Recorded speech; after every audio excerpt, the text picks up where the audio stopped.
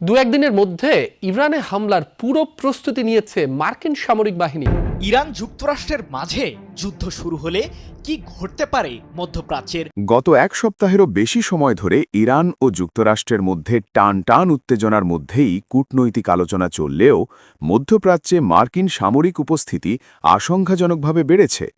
সর্বশেষ ২৪ ঘণ্টায় পেন্টাগন অঞ্চলে ৫০টিরও বেশি যুদ্ধবিমান মোতায়েন করেছে।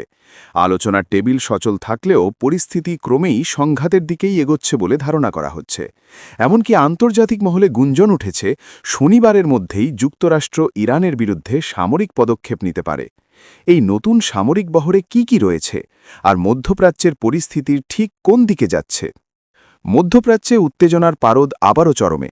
ইরানের বিরুদ্ধে যে কোনো সময় মার্কিন সামরিক অভিযান শুরু হতে পারে এমন আশঙ্কাই এখন ঘুরছে কূটনৈতিক অঙ্গনে। দফা আলোচনার চেষ্টা হলেও এখনও পর্যন্ত কোনো কার্যকর সমাধান আসেনি। ঠিক এই সময়েই এক চাঞ্চল্যকর তথ্য প্রকাশ করেছে সিবিএস নিউজ। প্রতিবেদনে বলা হয়েছে, যুক্তরাষ্ট্রের শীর্ষ সামরিক কর্মকর্তারা প্রেসিডেন্ট ডোনাল্ড ট্রাম্পকে জানিয়েছেন যে তারা শনিবারের মধ্যেই ইরানে হামলা চালানোর প্রস্তুতি সম্পন্ন করেছেন। বিশ্লেষকদের মতে এটি কেবল সামরিক প্রস্তুতি নয়, বরং কূটনৈতিক চাপ তৈরির একটি কৌশল হতে পারে।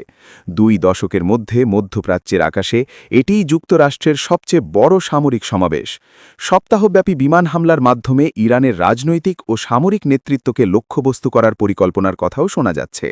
সম্ভাব্য লক্ষ্য হিসেবে বিবেচনায় রয়েছে ইরানের সর্বোচ্চ ধর্মীয় নেতা আলী খামেনাইর নাম। পাশাপাশি পারমাণবিক ও সামরিক স্থাপনাগুলোকেও টার্গেট করা হতে পারে।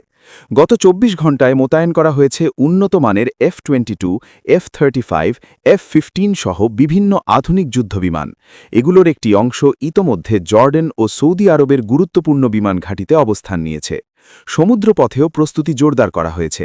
প্রায় ১৩টি যুদ্ধজাহাজের বহর, যার মধ্যে রয়েছে বিমানবাহী রণতরী USS এব্রাহাম লিঙ্কন এবং USS জেরাল্ড এফ ফোর্ড, মোতায়েন রয়েছে অভিযানের সম্ভাব্য সমর্থনে। সামরিক বিশ্লেষকদের মতে এই শক্তিশালী বহর দিয়ে টানা কয়েকদিন ব্যাপী বিমান অভিযান পরিচালনা করা সম্ভব।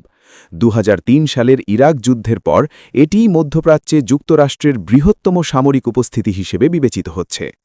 ফ্লাইট ট্র্যাকিং তথ্য বলছে মার্কিন বিমান বাহিনীর এই বহরের বড় অংশ জর্ডান ও সৌদি আরবের ঘাঁটিতে অবস্থান করছে। তবে এখানেই রয়েছে একটা বড় চ্যালেঞ্জ। সৌদি আরব এবং সংযুক্ত আরব আমিরাত এখনও তাদের আকাশসীমা সরাসরি মার্কিন হামলার জন্য ব্যবহারের অনুমতি দেয়নি। উল্লেখ্য যে বিষয় হল, এই সামরিক প্রস্তুতি নেওয়া হচ্ছে এমন সময়ে যখন তেহরান ও ওয়াশিংটনের মধ্যে পরোক্ষ আলোচনা চলমান। বিশ্লেষকদের ধারণা, যুদ্ধবিমান ও নৌবহরের এই মোতায়েন মূলত ইরানকে আলোচনায় নমনীয় করতে চাপ সৃষ্টির কৌশল। অন্যদিকে ইরানও প্রস্তুত রয়েছে পাল্টা জবাবের জন্য। তাদের বিশাল ক্ষেপণাস্ত্র ভাণ্ডার দিয়ে মধ্যপ্রাচ্যে অবস্থিত মার্কিন ঘাঁটিগুলোকে লক্ষ্যবস্তু করা হতে পারে। পাশাপাশি কৌশলগতভাবে গুরুত্বপূর্ণ হরমুজ প্রণালী বন্ধ করে বিশ্ব জ্বালানি বাজারে বড় ধরনের অস্থিরতা তৈরির সম্ভাবনাও উড়িয়ে দেওয়া যাচ্ছে না। সব মিলিয়ে সামরিক প্রস্তুতি, কূটনৈতিক চাপ এবং আঞ্চলিক প্রতিক্রিয়ার সমন্বয়ে এখন গোটা বিশ্বের দৃষ্টি যুক্তরাষ্ট্রের পরবর্তী সিদ্ধান্তের দিকে। পরিস্থিতি কোন পথে মোড় নেয়, সেটিই এখন সবচেয়ে বড় প্রশ্ন।